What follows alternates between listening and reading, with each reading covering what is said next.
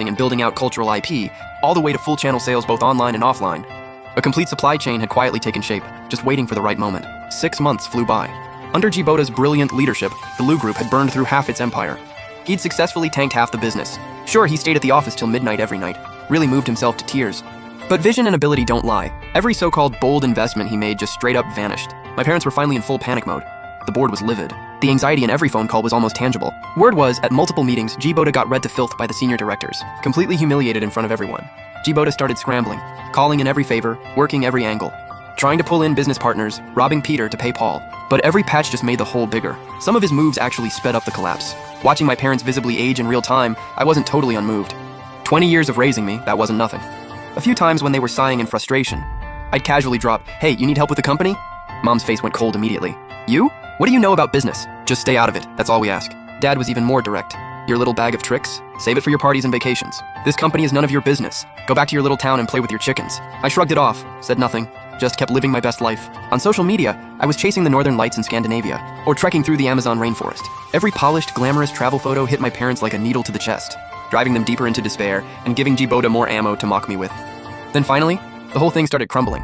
Several of the group's core divisions hit massive losses back to back. The company's cash flow completely dried up. Loan demand letters from the banks were pouring in like snowflakes. The stock price was in complete freefall. Bankruptcy was one step away. The board called an emergency meeting.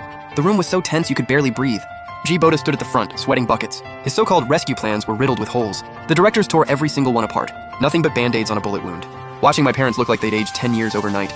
I let out a quiet sigh and dialed a number. The voice on the other end was calm and composed. "I need the Lu Group stabilized within 3 days. No hesitation on their end." "Yes, sir. Consider it done." I hung up, slipped right back into my spoiled rich kid act, like nothing had happened at all. A few days later, a bombshell dropped that shook the entire business world. Wilson, Wall Street's legendary investor who never misses, personally stepped in and pumped a massive amount into the dying Lu Group. When the wind's right, even a pig can fly. The Lu Group didn't just survive, it swallowed up several former rivals and shot to the top as a powerhouse in emerging markets. Financial media everywhere called it a textbook miracle comeback. I heard the news mid-dessert after a meal. My private jet had just cleared the mountains when G. Boda's call came through. He was practically vibrating through the phone, every word dripping with arrogance. "You hear? G. Boda personally convinced Wilson to invest. It was me who brought the Lu Group back from the dead." I literally almost spit out my wine. This idiot was stealing credit with zero shame whatsoever. Right after my mom called. Her voice was pitched up about 8 octaves, pure pride. "Boda is such a blessing to this family. He makes us so proud. And you? What do you even do besides travel?" Putting me down was just second nature to her at this point. Came as natural as breathing. Then Dad chimed in with his usual gruff tone. "Boda is the real hope of this family. Stop goofing around and get back here. Learn something from him." With the crisis over, G. Boda's status went through the roof overnight. My parents bragged about his legendary achievements to anyone who'd listen. They were ready to put him on a pedestal. And me? I became the cautionary tale, the family failure. If the family was counting on him, we'd have been done 800